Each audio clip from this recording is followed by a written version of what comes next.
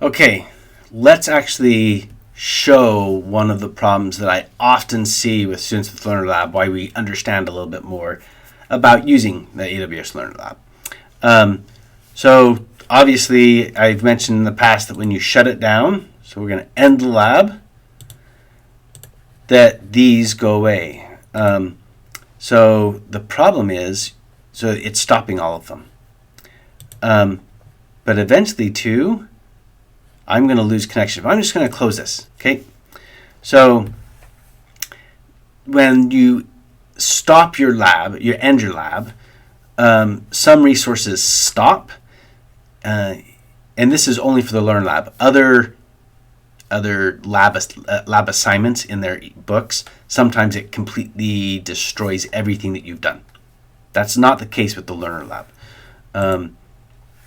which I'm surprised this is still there. Cool. So, but I should be able to, can I? So it's unable to perform operations right now. Okay, so we're going to go ahead and start this. And this is going to get me set back up to get into my AWS. But in doing that, some things are going to change. So for example, my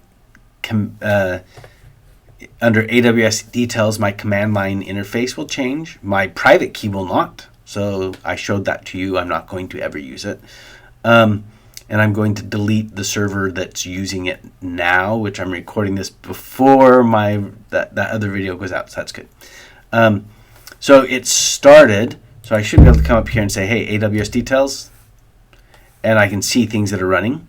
Cool. On top of that, I could actually type in AWS ec2, and I think it's terminate instances -- instance -- IDs, and I could terminate something. So let's just do testing for a video. So I'm going to terminate that one. Enter. An error occurred. Oh, wrong one. I need the instance ID, not that right there. Enter. Cool. So it should be terminating that. Sweet. If I click on AWS here, it's going to try and get me into AWS, and I'm surprised it worked because it often doesn't. So, well, one of the reasons I created this video it didn't work. That's okay, because I didn't sign out. But it must kind of link these two now. So maybe they fixed that. Okay, so if I look, instances running. So I have one that's terminated. These are stopped. I thought they auto started.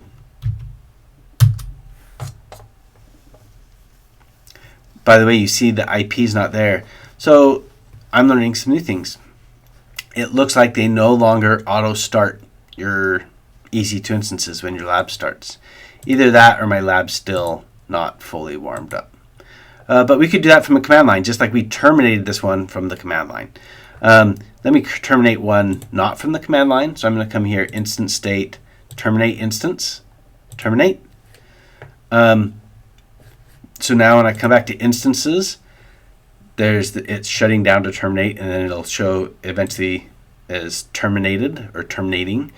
Now, after a while, it'll go through and it'll come and it'll clean up these that are terminated. Okay. So let's see. I'm going to also terminate new another one, but I'm going to do this once again over here. So this new another one.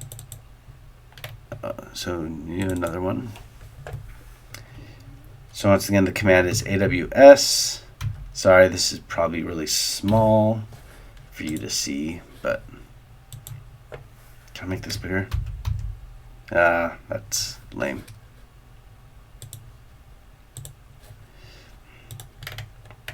AWS ec2 terminate instances -- instance dash IDs, and new another one. Okay. By the way, if I try to terminate one that's already terminated, this one, it'll say, hey, its current state is terminated, its new state, its current state's terminated, but it was already terminated, so it doesn't matter. These will eventually go away. I left one around. In the past, when you started up your Lerner Lab, they would auto start. So one of the things you have to roll with is it's changing all the time. So that's a new change. And I think I kind of like that change. That way you're only starting the ones that you need. You could always start them from a command line. Just type in the command. Okay.